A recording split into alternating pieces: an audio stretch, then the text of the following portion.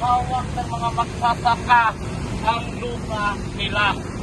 Sa pangalan lang sinabi, meron silang certificate. Pero ang totoo may hawak, yung may kontrata sa Del Monte. Aanihin natin yung pinya mga kasama.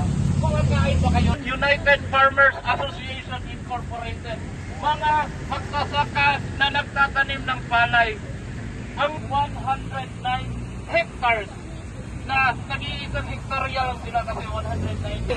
Yung ipon niya, 12,000 hectares, puro pinya ang tinanim. Yun ang katotohanan. Saan ang namin sa Mindanao? Saan ang kalayaan? Kasi hindi pa namin yan natikman. Problema yun, hindi lang sa mga magsasaka. Ang mga source natin ng pagkain.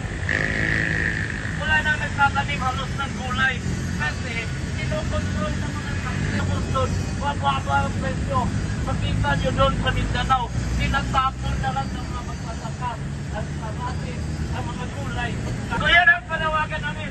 Saan ang kalayaan kung may political dynasty, kung ang inusin